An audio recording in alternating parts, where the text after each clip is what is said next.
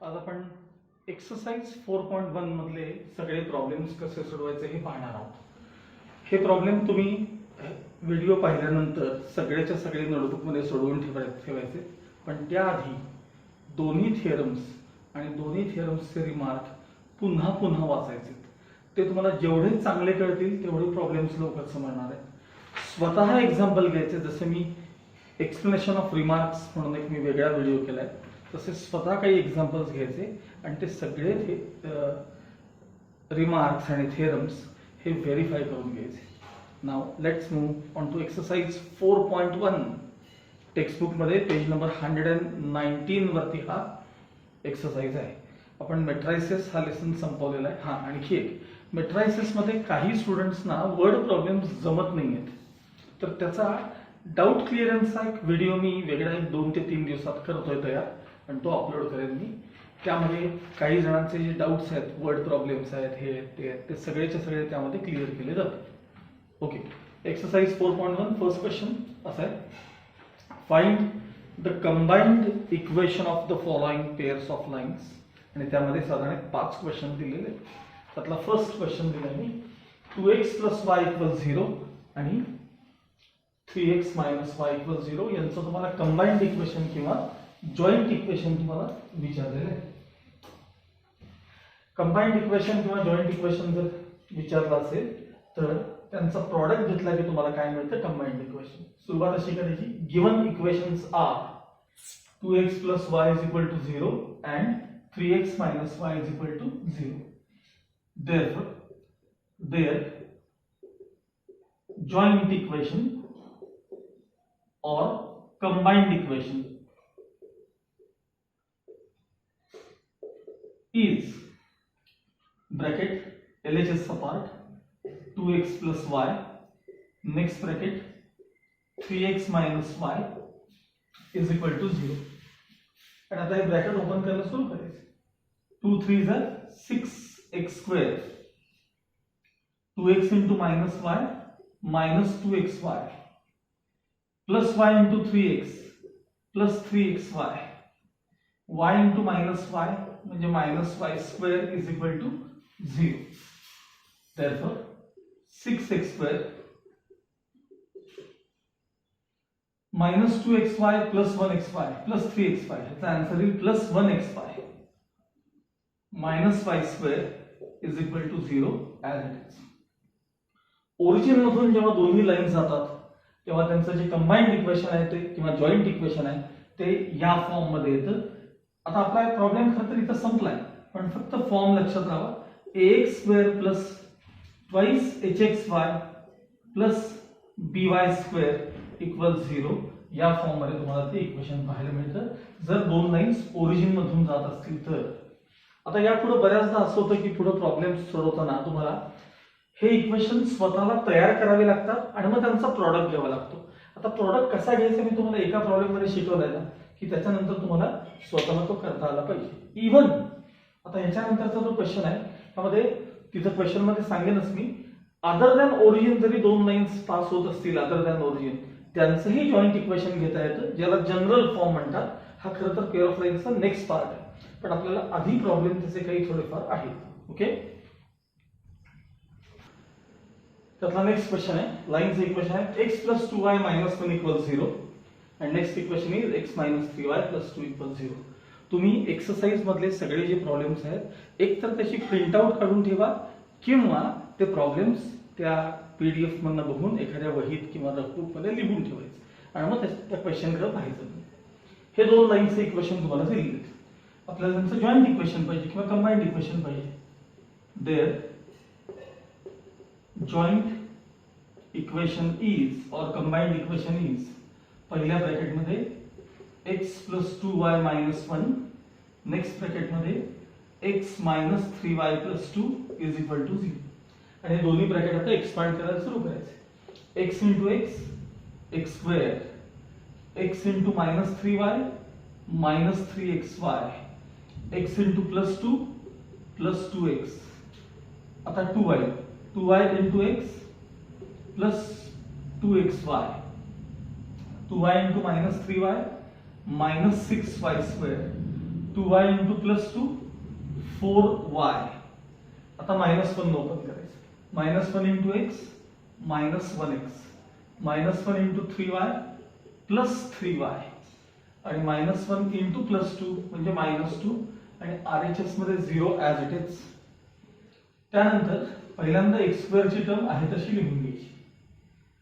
त्यानंतर xy च्या terms कडे पाहायचं. xy च्या टर्म्स कडे -3xy प्लस 2xy म्हणजे -1xy. मग y² च्या टर्म कडे -6y². मग फक्त x ची टर्म शोधायची. 2x मायनस 1x म्हणजे प्लस 1x. त्यानंतर फक्त y ची टर्म बघायची. प्लस 4y प्लस 3y म्हणजे प्लस 7y. त्यानंतर प्युअर कॉन्स्टंट बघायचा. -2 इज इक्वल टू 0 म्हणजे ओरिजिन मधून न जाणाऱ्या, ओरिजिन मधून पास न होणाऱ्या दोन लाईन्सचं कंबाइंड इक्वेशन जे ते नेहमी या फॉर्म मध्ये असतं. x plus 2y minus 1 constant आहे म्हणजे ओरिजिन मधून जात नाही. प्लस 2 कॉन्स्टंट आहे म्हणजे ओरिजिन मधून जात नाही. या प्रकारच्या ज्या लाईन्स असतात ओरिजिन मधून न जाणाऱ्या त्यांचं जे कंबाइंड इक्वेशन आहे त्याचा फॉर्म. आता हे जे मी लिहून देतो हा पार्ट तुम्हाला पुढे येणार आहे. फक्त आधी ऐकून ठेवायचं नंतर त्याची सवय होते. हा जो फॉर्म आहे तो ax² plus twice hxy plus by² plus twice gx plus twice fy plus c equal 0 या फॉर्म मध्ये ते इक्वेशन असतं. आणि हा जो पार्ट असतो त्यातला पहिला जो असतो तो होमोजिनियस सारखा असतो. हे बघा हा इथपर्यंत. आणि यापुढे मग समथिंग x समथिंग y आणि कॉन्स्टंट हा पार्ट त्याच्यामध्ये वाढतो. त्याला म्हणायचं general equation of pair of lines, combined equation of pair of lines. पण हा जो आहे तो जनरल फॉर्म आहे आणि इथून एवढा जो दाखला आहे तो स्टँडर्ड फॉर्म आहे. म्हणजे ओरिजिन मधून जाणार आहे ते स्टँडर्ड आणि ओरिजिन मधून न जाणार आहे ते जनरल. असे आपल्याला दोन प्रकार असतात. आता यापुढे समजा आपल्याला हे इक्वेशन तयार करून मिळालेत म्हणजे आपण मी तुम्हाला तयार करून दिले आणि त्यांचा प्रॉडक्ट घ्या असं मी म्हटलं की ह्या प्रकारे तुम्ही प्रॉडक्ट घ्यायला कंटिन्यू करायचं. म्हणजे काही वेळेला मी देअर प्रॉडक्ट इज किंवा there joint equation is bracket bracket ह्याच्यापुढे मी सिम्प्लिफाय काही करणार नाही. हे तुम्ही स्वतः करू शकता. ओके. आपला नेक्स्ट क्वेश्चन जो आहे त्यातला passing through point 23 and parallel to the coordinate axis. Parallel to coordinate axis म्हणजे x आणि y axis ला पॅरलल लाईन्स आहेत आणि 2, 3 मधून त्या लाईन्स काय होतात पास होतात. आता मी याची पहिल्यांदा सोल्युशनला मी सुरुवात करतो. हे बघा या पॉइंट मधून पास होणाऱ्या आणि कोऑर्डिनेट ऍक्सिसना पॅरलल असणाऱ्या लाईन्स कशा असतात हे तुम्हाला लिहिता येते का बघा स्वतः. बघा सोल्युशन बघा. द इक्वेशन ऑफ लाईन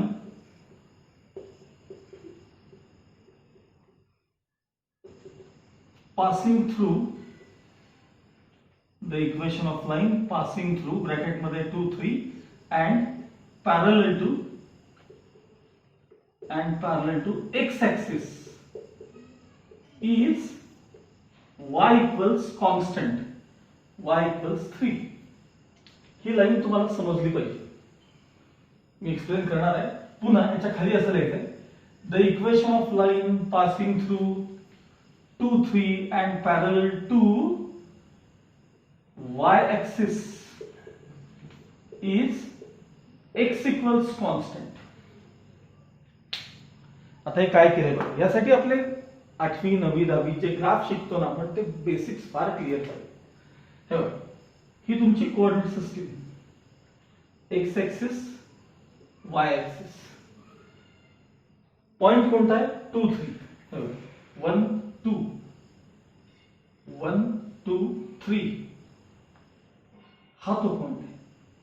काय पॉइंट आहे 2, 3 हा. मग तुमच्या रिक्वायर्ड लाईन जे आहेत ते या 2, 3 पॉइंट मधून पास होत आहेत आणि कोऑर्डिनेट ऍक्सिस ना पॅरलल आहेत. आता आपली पहिली लाईन बघा. The equation of line passing through 2, 3 and parallel to x axis. बघा ही लाईन आहे जी 2, 3 मधून पास झाली आणि कोणाला पॅरलल आहे एक्स ऍक्सिसला पॅरलल आहे. मग जी लाईन एक्स ऍक्सिसला पॅरलल असते त्याचे इक्वेशन y इक्वल्स कॉन्स्टंट असतं. मग कोणता कॉन्स्टंट त्या लाईनवर नेहमी सगळ्यांचा y कोऑर्डिनेट 3 आहे ना. मग त्या लाईनचं इक्वेशन आहे y इक्वल्स 3. हे मी तिथे डायरेक्ट लिहितो.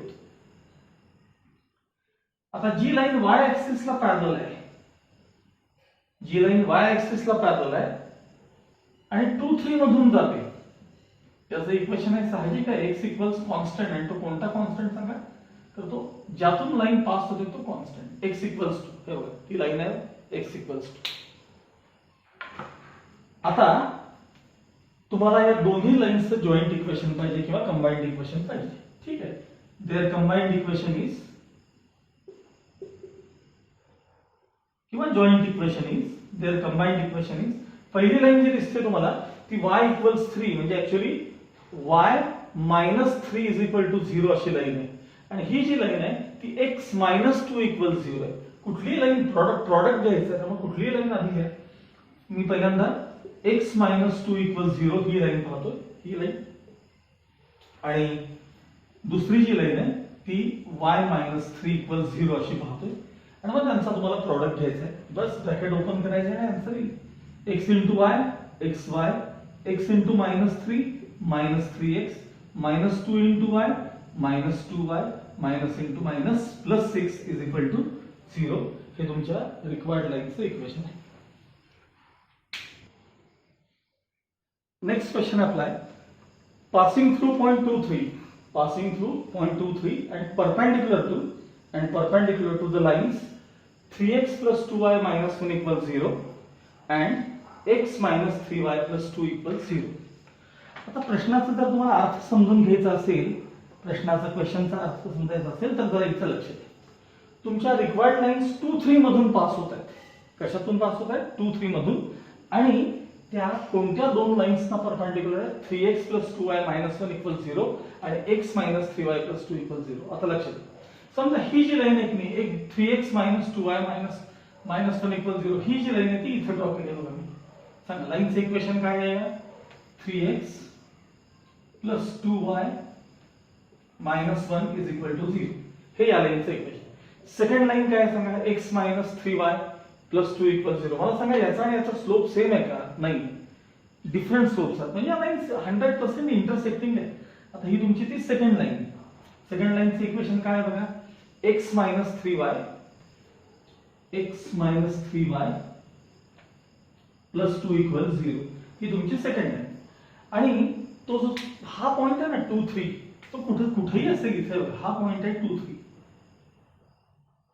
म्हणजे तुमच्या रिक्वायर्ड लाईन्स जे आहेत की नाही, ज्यांचं तुम्हाला कंबाइंड इक्वेशन पाहिजे, त्या दोन्ही लाईन्स कशातून पास होतात? 2 3 मधून. आणि त्या लाईन्स या आणि या दोन्ही लाईन्सना काय परपेंडिक्युलर आहेत. मग आता मला सांगा 2 3 मधून जाणारी लाईन आणि याला परपेंडिक्युलर, ती लाईन इथे आहे बघा. 2 3 मधून गेली आणि या लाईनला परपेंडिक्युलर आहे. या लाईनला मी आता L1 म्हणतो, L1. आणि दुसरी जी लाईन आहे दुसरी, ती 2 3 मधूनच जायला पाहिजे, पण याला परपेंडिक्युलर आहे. x minus 3y plus 2 equals 0 याला परपेंडिक्युलर आहे, त्याला मी L2 म्हणणार आहे. L2. ऍक्च्युअली फिगर वगैरे काढणं काही आवश्यक नसतं, पण पहिले क्वेश्चन्स आहेत समजण्यासाठी, मी तुम्हाला प्रश्नाचा अर्थ कळण्यासाठी मी तुम्हाला करून दाखवतो. म्हणजे रिक्वायर्ड लाईन्स तुमच्या थोडक्यात काय आहेत तर L1 L2, आणि तुम्हाला त्यांचं कंबाइंड इक्वेशन तयार करायचं आहे. आता मला दोन प्रश्नाची उत्तर द्या. पहिल्यांदा या लाईनचा स्लोप सांगा मला, या ब्ल्यू लाईनचा slope minus coefficient of x upon coefficient of Y, हा याचा स्लोप आहे. तसंच या लाईनचा पण स्लोप सांगा मला, minus coefficient of x upon coefficient of Y, म्हणजे तो स्लोप आहे 1/3. याची प्रॅक्टिस पाहिजे स्लोपची. मी 11वी पासून सांगतो तुम्हाला, लाईनकडे बघितल्या स्लोप सांगता आला पाहिजे. मग मला सांगा L1 ही लाईन याला काय सांगा, याला परपेंडिक्युलर आहे, ज्याचा स्लोप -3/2 आहे.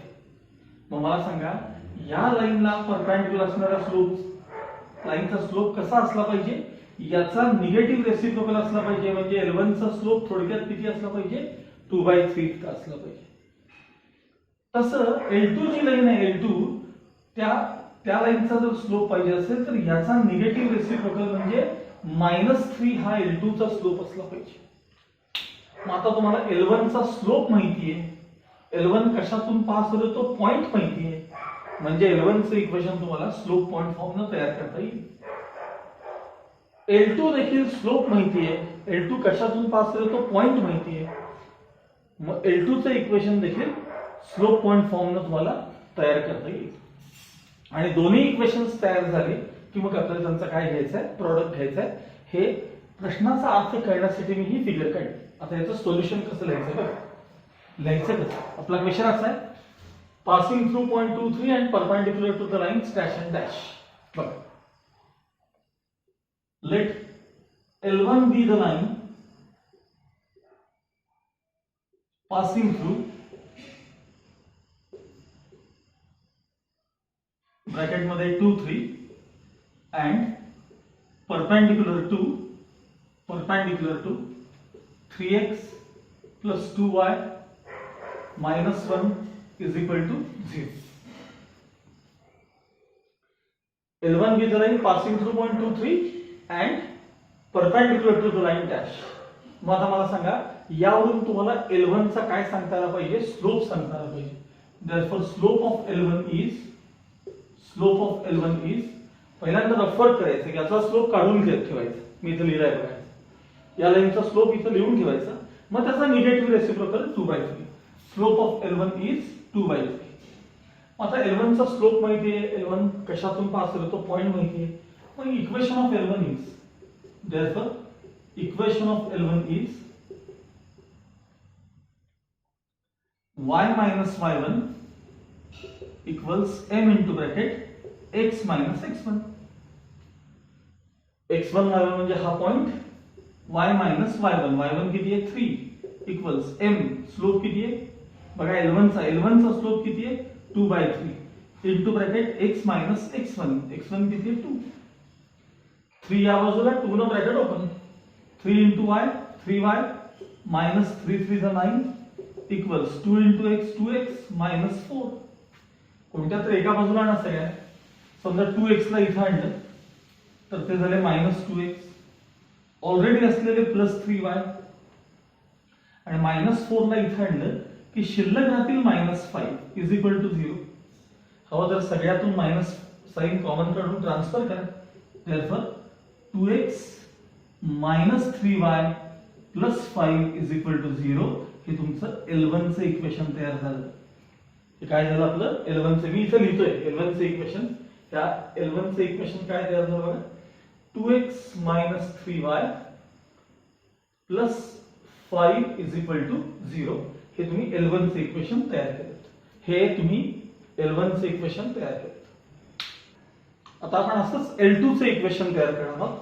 बघा, late L2 be the line passing through point 2, 3 and perpendicular to the line x minus 3y plus 2 equals 0. या लाईनला परपेंडिक्युलर आहे L2. मग आता त्याच्यावर आपण L2 चा स्लोप लिहूया. therefore slope of L2 is मी इथे लिहून ठेवले ऑलरेडी, पण बघा या लाईनचा स्लोप 1/3 आहे. पण त्याला परपेंडिक्युलर लाईनचा स्लोप किती असणार आहे -3. L2 चा स्लोप मिळाला. L2 कशातून पास होतो तो पॉइंट माहिती आहे. therefore equation of L2 is पुन्हा तोच form y minus y1 equals m into bracket x minus x1. therefore y minus y1 म्हणजे 3 इथं बघायचं, x1 y1 हा पॉइंट इथे आहे equals slope -3 into bracket x minus x1. -3 ने ब्रॅकेट ओपन करा, y minus 3 equals -3x minus into minus plus 6. सगळे HS मध्ये आणा. -3x ला इथे आणले प्लस झाले, ऑलरेडी +y आहेतच, आणि हे 6 इथे आणल्यावर मायनस होणार आहेत, म्हणजे -9 is equal to 0. हे तुमचं L2 चं इक्वेशन तयार झालं. मगाशी मी इथे L1 चं इक्वेशन तयार करून ठेवले. 2x minus 3y plus 5 is equal to 0. हे L2 चं इक्वेशन आहे. हे L2 चं आहे, हे L1 चं इक्वेशन तयार मगाशी. आपल्याला या दोघांचा काय पाहिजे आता, प्रॉडक्ट पाहिजे, कारण जॉइंट इक्वेशन विचारलंय. मग नेहमीप्रमाणे there joint equation is there joint equation is पहिल्या ब्रॅकेट मध्ये L1 चा पार्ट घ्या, 2x minus 3y plus 5 into next bracket मध्ये 3x plus y minus 9 is equal to 0. आणि मी मगाशी सांगितल्याप्रमाणे हे कंबाइंड इक्वेशन ब्रॅकेट ओपन करत करत हे आपलं आपण स्वतः तयार करायचं आहे. ओके. आता आता फिफ्थ क्वेश्चन त्यातला असा आहे, passing through point -1 2, passing through point -1 2, 1 is parallel to x + 3y - 1 = 0. तर दोन लाईन्स पैकी एक लाईन ह्याला पॅरलल आहे and other is perpendicular to 2x - 3y - 1 = 0. याच्या आधीच्या प्रॉब्लेम मध्ये दोन्ही लाईन्स अशा दोन्ही लाईन्सना परपेंडिक्युलर होत्या. आता एकाच शब्द बदललाय की एकात पॅरलल सांगितलंय आणि दुसऱ्यात काय सांगितलंय, परपेंडिक्युलर. ठीक आहे, मगासारखी सेम सुरुवात करायची. आता मी हा शॉर्ट मध्ये सांगणार question. Let L1 be the line passing through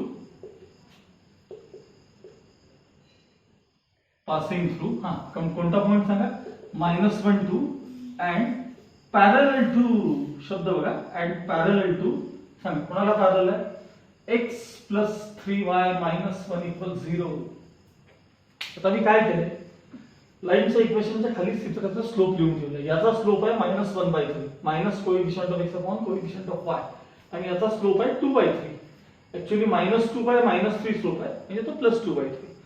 मग मला सांगा L1 ही जर लाईन L1 ही याला पॅरलल असेल, पॅरलल, तर मग L1 चा स्लोप काय असला पाहिजे सांगा. तर स्लोप ऑफ L1 इज जो याचा स्लोप आहे तोच, म्हणजे -1/3. त्याच्यामध्ये कसलाही बदल होणार नाही. ह्याचा स्लोप आहे -1/3. आता मग L1 कशातून पास होतो, तो पॉइंट माहितीये, मग स्लोप पॉइंट फॉर्म न L1 चे इक्वेशन तयार करा. म्हणजे हा झाला पहिला पार्ट. आता दुसरा, L1 is L2. Let L2 be the line passing through point -1 2 and parallel to च्या ऐवजी इथे शब्द काय येणार आहे, perpendicular to the line 2x - 3y - 1 = 0. आता मला सांगा ह्या लाईनचा स्लोप 2/3 आहे, ह्या लाईनचा. मग याला परपेंडिक्युलर लाईनचा स्लोप काय असला पाहिजे, याचा निगेटिव्ह रेसिप्रोकल म्हणजे -3/2 स्लोप असला पाहिजे. कुणाचा, L2 चा. मग आता L2 चा स्लोप मला आता मगासारखा पार्ट आहे हा. L2 चा स्लोप कळाला, L2 कशातून पास करतो, पॉइंट माहिती. L2 चं इक्वेशन स्लोप पॉइंट फॉर्म तयार करा. मग अशी L1 चं तयार केलं, आता L2 चं तयार केलं. दोघांचं कंबाइंड इक्वेशन म्हणजेच त्यांचा काय घ्यायचा, प्रॉडक्ट घ्यायचा. अशा प्रकारे हा क्वेश्चन तुम्ही स्वतः कंप्लीट करायचा. Okay, now next question is question number 2. Find the separate equations of the lines represented by following equations. आतापर्यंत आपल्याला सेपरेट लाईन्स दिल्या असायच्या, त्यांचा प्रॉडक्ट शोधायचा होता. आता तुम्हाला प्रॉडक्ट दिलेला असेल आणि त्यातल्या सेपरेट लाईन्स तुम्हाला शोधायच्या आहेत. ह्याला 2-3 पर्याय आहेत. सगळ्यात पहिला पर्याय, काही कॉमन मिळतं का बघायचं. ते नसेल तर फॅक्टर्स पडतात का बघायचे. फॅक्टर्स पडताना सुद्धा 2 टाईप असतात. एक a² - b² चा फॉर्म असतो, काही वेळेला म्हणतोय मी a² - b² चा फॉर्म असतो, आणि बऱ्याच वेळेला क्वाड्रॅटिक इक्वेशनचा फॉर्म असतो. साधं क्वाड्रॅटिक इक्वेशन आपल्याला सिम्प्लिफाय जर करता येत असेल तर तुम्हाला ह्यातल्या लाईन सेपरेट करता येतात. आणि ज्या वेळेस तुम्हाला क्वाड्रॅटिक इक्वेशन सिम्प्लिफाय होत नाही असं वाटतं, म्हणजे फॅक्टर्स पडत नाहीत असं वाटतं, त्यावेळेस तुम्हाला त्या ऑक्झिलरी इक्वेशनचा वापर करायचा आहे. आणि त्यासाठी मी तुम्हाला ऑक्झिलरी इक्वेशन म्हणजे काय हे विथ एक्झाम्पल समजून दिलेलं आहे. येईल तेव्हा मी परत सांगेनच, पण त्याचा अभ्यास करून ठेवा. आणि ऑक्झिलरी इक्वेशन जे एम मधलं असतं त्याचे जे 2 रूट्स असतात ते त्या सेपरेट लाईनचे स्लोप्स असतात, हेही मी तुम्हाला दाखवून ठेवलेलं आहे. त्याच्या आधारे आपण लाईन सेपरेट करू शकणार आहे. हाही टाईप फार महत्वाचा आहे. बघा, फर्स्ट क्वेश्चन असा दिलाय तुम्हाला, गिवन द जॉईंट इक्वेशन, अशी सुरुवात करायची आपल्याला. गिवन द जॉईंट इक्वेशन, प्रत्येक वेळेला तुम्ही असं लिहायचं, गिवन द जॉईंट इक्वेशन किंवा given the combined equation. 3y², पहिला क्वेश्चन त्यातला, 3y² + 7xy = 0. हे तुम्हाला इक्वेशन दिलं. आता यातल्या आपल्याला दोन्ही लाईन्स काय करायच्या, सेपरेट. पहिली गोष्ट फॅक्टर्स पडतात का बघा. त्याआधी काही कॉमन मिळते का बघा. मिळते कॉमन. मग y into bracket, y common आहेत ना, y into bracket 3y + 7x = 0. जेव्हा 2 टर्म्सचा प्रॉडक्ट 0 असतो तेव्हा आयदर फर्स्ट टर्म 0 असते, और इथं ऑरच्या ऐवजी इथं ऍड करायचं, कारण त्या 2 सेपरेट लाईन्स आहेत. And second 3y + 7x = 0. These are the separate lines given by the joint equation. यांचं ते कंबाइंड इक्वेशन आहे. बघा, ही लाईन ओरिजिन मध्ये जाते की नाही बघा. ही पण लाईन ओरिजिन मधून जाते की नाही बघा, आणि अशा ओरिजिन मधून जाणाऱ्या दोन्ही लाईनचं काय आहे ते कंबाईंड इक्वेशन आहे. त्यातला नेक्स्ट क्वेश्चन बघूया आपण आता. सेकंड बघा, हा फर्स्ट झाला. नेक्स्ट बघू. 5x² minus 3y minus 9y² आहे. minus 9y² is equal to 0.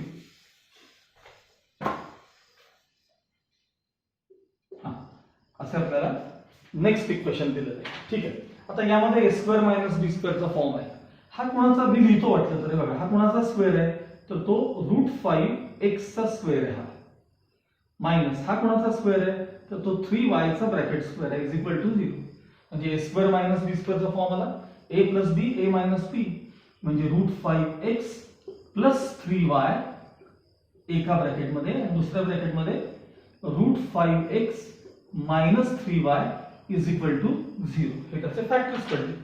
आता जेव्हा दोन लाईन्स दोन ब्रॅकेटचा प्रॉडक्ट 0 असतो तेव्हा आयदर फर्स्ट टर्म 0 असते √5x प्लस 3y इक्वल्स 0 और चेंज इट अँड म्हणत जावा and √5x minus 3y equals 0 are the separate equations of the lines given by homogeneous equation. Are the separate equations of the line given by homogeneous equation. Next बघूया त्यातला third question मध्ये याला similar type आहे, फक्त मी explain करणार आहे. x² minus 4xy is equal to 0 असं combined equation दिले. यातलं फक्त x कॉमन काढा आणि या टाइपचा तो प्रॉब्लेम आहे. या टाइपचा म्हणजे पहिला तुम्ही क्वेश्चन घेतला, ह्याला सिमिलर थर्ड क्वेश्चन आहे, हा तुम्ही स्वतः करायचा आहे. आता मी चौथ्या क्वेश्चन कडे चाललोय, त्यातल्या फोर्थ क्वेश्चन कडे. बघा, 3x² minus 10xy minus 8y² is equal to 0. 3x² minus 10xy minus 8y² is equal to 0. क्वाड्रॅटिकचा form आहे. मग आपण फॅक्टर्स पडतात का बघूया. 8 3 is 24 minus 24 x² y² ला असं स्प्लिट करा की ज्यांचा डिफरन्स 10 यायला पाहिजे. पण 12 2 is 24, आपल्याला मायनस साइन पाहिजे. -10 आणि -12 आणि +2. इथे एक xy लिहायचे, तिकडे एक xy लिहायचे आहे ना. हा जो फरक आहे, आता इथं फेअर मध्ये आपण ते लिहूया. Therefore 3x² minus 12xy plus 2xy middle term split झाली minus 8y² is equal to 0. पहिल्या दोघांमध्ये 3x कॉमन आहे, x minus 4y. पुढच्या दोघांमध्ये नंबर आधी साइन कॉमन काढायचं प्लस, मग व्हेरिएबल मध्ये y कॉमन आहे y. मग याच्यातलं काय राहतील x minus 2 4 is 8 म्हणजे 4y is equal to 0. पुन्हा हे ब्रॅकेट आपल्याला कॉमन काढायचं आहे, x minus 4y एका ब्रॅकेट मध्ये आणि 3x plus 2y दुसऱ्या ब्रॅकेट मध्ये इज इक्वल टू 0. पुन्हा दोन ब्रॅकेटचा प्रोडक्ट 0 आहे म्हणजे x minus 4y equals 0 and 3x plus 2y equals 0 are the separate equations of the lines given by above equation. अशी लाईन नाही असते खाली. are the separate equations of the lines given by homogeneous equation. Okay. Next combined equation आपल्याला दिले, line separate करायचे. त्यातला fifth question पाहतोय आपण. 3x² minus 2√3xy minus 3y² is equal to 0 असा आपल्याला प्रश्न दिला. बघा, फर्स्ट आणि last multiplication with sign -9x²y² त्याला असं स्प्लिट करा ज्यांचा डिफरन्स 2√3 आहे. मग आपल्याला त्या डिफरन्स मध्ये जर √3 आणायचे असतील ना तर आधी इकडे √3 आणि √3 लिहूनच ठेवायचे. √3 पहिलं सांगा मला ह्यांचं √3 × √3 चा आन्सर किती आलं 3 आलं.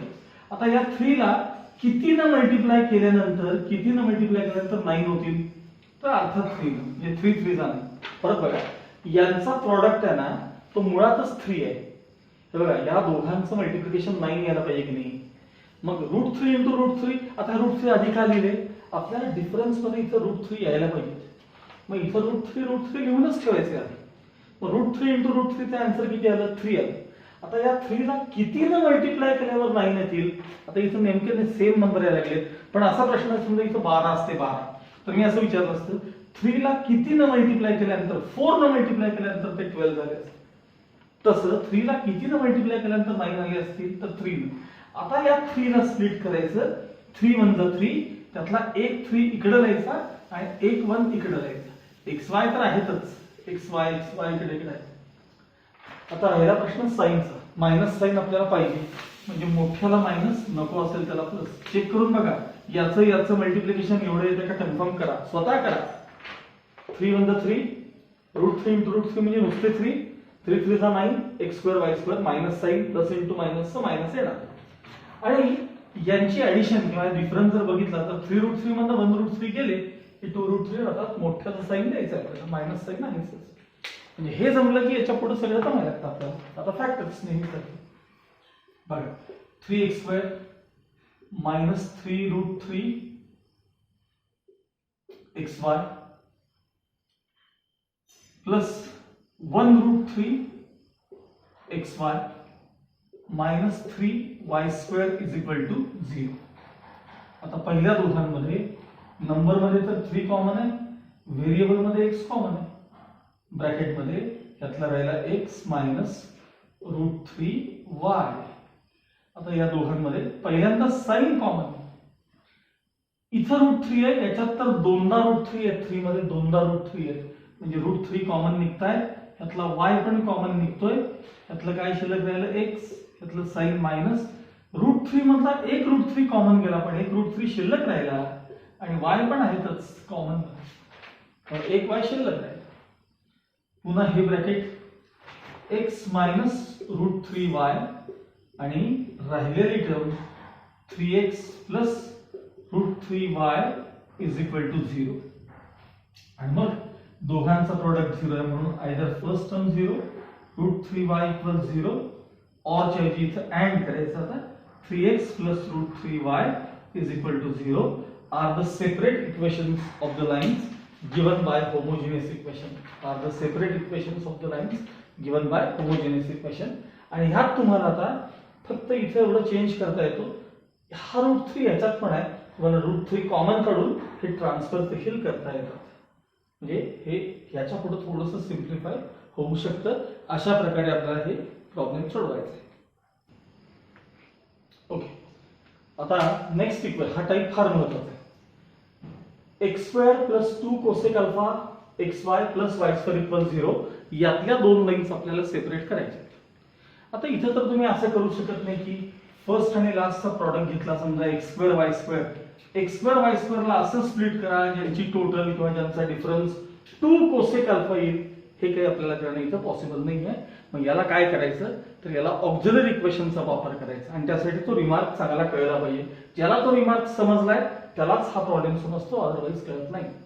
मग ऑक्झिलरी इक्वेशन मध्ये जायचं असेल तर प्रोसेस काय असते आपली, पहिल्यांदा dividing through out by x2 करायचं असतं.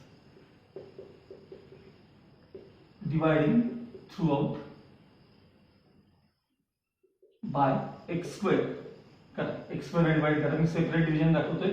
x2 upon x2 plus 2 cosec alpha xy upon x2 plus y2 upon x2 is equal to 0. त्यातला x2 कॅन्सल झाला, 1 प्लस इथलाही एक x कॅन्सल होईल, 2 कोसेक अल्फा ब्रॅकेट मध्ये मी y अपॉन x लिहितोय. यातला y आणि अपॉन x शिल्लक आहे, प्लस y अपॉन x चा ब्रॅकेट स्क्वेअर इक्वल्स 0. पहिल्यांदा थ्रू आउट x2 ने डिवाइड करून घ्यायचं.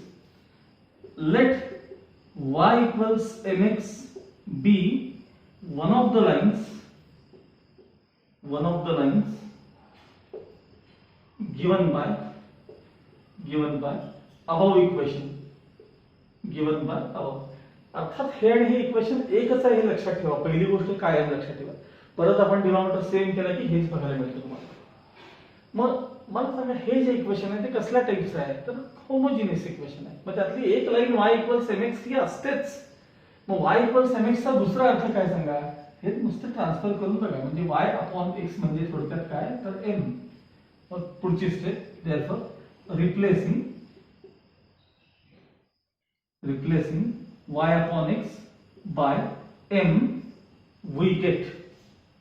Replacing y upon x by m we get. बघा बरं हे इक्वेशनचं काय झालं 1 plus 2 cosec alpha into m plus m square is equal to 0.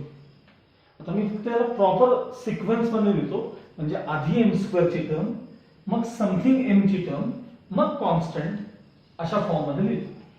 That is m square हा m स्क्वेअर मग plus 2 cosec alpha m something m आणि plus 1 equals 0. या form मध्ये मी त्याला आणले. m square plus 2 cosec alpha m plus 1 is equal to 0. आता हे m मधलं क्वाड्रॅटिक इक्वेशन आहे. m मधलं क्वाड्रॅटिक इक्वेशन जनरली आपण x मधलं जे क्वाड्रॅटिक इक्वेशन असतं ना x मधलं त्याला आपण ax square plus bx plus c equal 0 असं फॉर्म म्हणतो. मग आता m मधलं क्वाड्रॅटिक इक्वेशन असेल तर त्याचा फॉर्म कसा असला पाहिजे साहजिक आहे बघा am square plus bm plus c equal 0. हा मी त्याच्या खाली तुम्ही पेन्सिल लिहायचा हा form am square plus bm plus c equal 0. Okay आता कम्पेअर केल्यानंतर तुम्हाला इथं a b c च्या काय काय व्हॅल्यूज मिळतात बघा. तर a च्या जागी मला 1 दिसतोय इथं लिहितो a इक्वल्स 1. b च्या जागी मला 2 कोसेक अल्फा दिसत आहेत. b च्या जागी 2 कोसेक अल्फा दिसत आहेत आणि c च्या जागी काय दिसतंय मला 1. म्हणजे मी abc क्वाड्रॅटिक इक्वेशन मधल्या abc च्या व्हॅल्यूज काढल्या.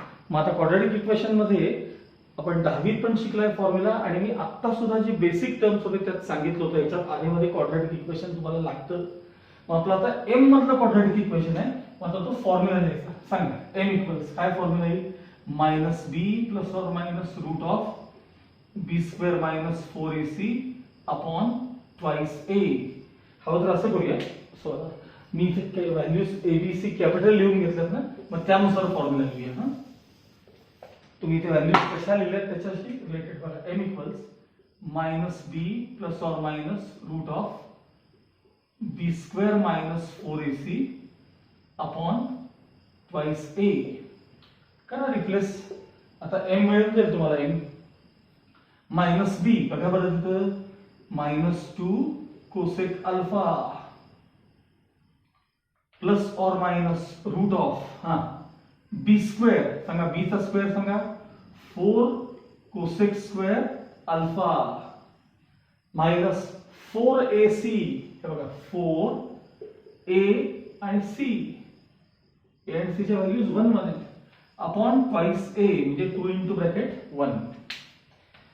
हे झालं using formula. Next step continue.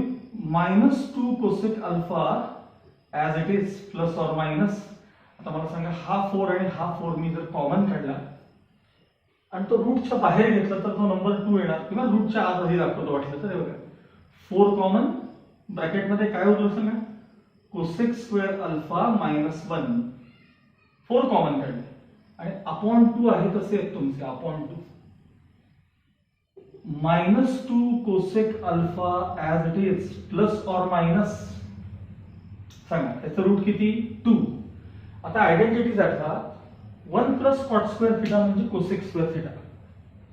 बघा 1 प्लस कॉट स्क्वेअर थिटा म्हणजे कोसेक स्क्वेअर थिटा. मग कोसेक स्क्वेअर मायनस 1 म्हणजे काय राहणार cot square. Cosec square minus 1 म्हणजे काय राहणार हे बघा कोसेक स्क्वेअर मायनस 1 म्हणजे काय कॉट स्क्वेअर. आणि त्या कॉट स्क्वेअरचं रूट काय असणार हे रूट आहे ना आपल्याला घ्यायचंय. जसं मी 4 चं रूट 2 लिहिलं इथं तसं कोसेक स्क्वेअर मायनस 1 म्हणजे कॉट स्क्वेअर आणि कॉट स्क्वेअरचं रूट काय झालं सांगा कॉट अल्फा आणि अपॉन 2 ऍज इट इज.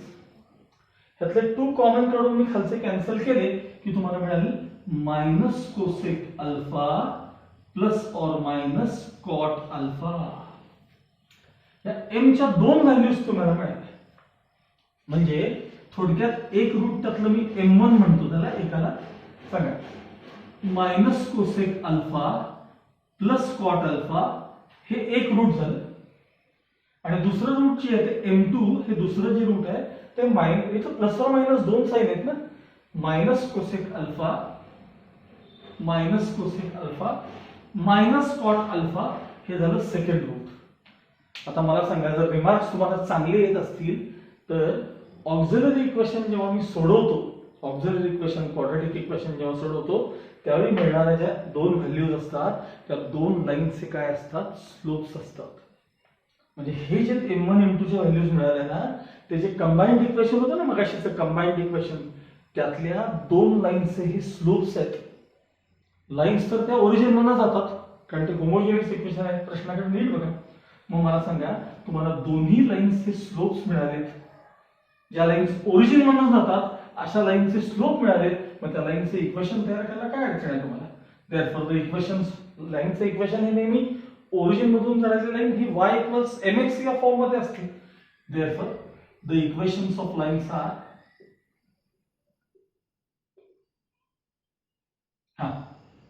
पहिली line y equals m1x and second line y equals m2x. पहिली लाईन y equals, चला m1 रिप्लेस करा. हा m1 हे नंबर मागे पुढे झाले तरी चालतात, सांगा आहे असेल तरी चालतं. Minus cosec alpha plus cot alpha x ही एक लाईन झाली. अँड आता y इक्वल्स m2, सांगा m2 काय सांगा, minus cosec alpha minus cot alpha x ही झाली दुसरी लाईन. फार तर फार आता मी काय करतोय बघा, ह्याला फक्त मागे पुढे करतोय, प्लस साइन आहे त्यामुळे काय अडचण नाही. y equals cot alpha minus cosec alpha x ही तुमची फर्स्ट लाईन आहे, सेपरेट लाईन. अँड ह्यात फक्त मायनस साइन कॉमन काढतोय. y इक्वल्स मायनस ब्रॅकेट मध्ये हे झाले कॉट अल्फा पॉझिटिव्ह, कोसेक देखील positive, cosec alpha into x. These are the separate equations of the lines given by homogeneous equation. आणि याला similar एक शेवटचा क्वेश्चन त्यामधला आहे, याला सिमिलर तो tan मध्ये क्वेश्चन आहे. x² + 2xy tan alpha minus y² = 0. त्या प्रॉब्लेमच्या बाबतीत मी तुम्हाला फक्त एवढं सांगेन की इक्वेशन लिहिताना ते कसं घ्या. प्रॉब्लेम मध्ये असं दिलंय बरं का, इथे इक्वेशन बघा, x² + 2xy tan alpha minus y² = 0 असं त्यांनी दिलेलं इक्वेशन आहे. पण नंतर तुम्ही सेकंड स्टेप मध्ये इक्वेशन असं लिहा, x² + 2 tan अल्फा xy जरा बाजूला ठेवा आणि मायनस y² = 0. आणि हे याच्यासारखा हा प्रॉब्लेम तुम्ही स्वतः कंटिन्यू करायचा आहे. आता हे पाहून झाल्यानंतर एक्सरसाइज 4.1 क्वेश्चन नंबर 1 आणि 2 हा सगळ्याच्या सगळ्या तुमच्या वहीत सोडवून तुम्ही ठेवायचा आहे. Okay, thank you.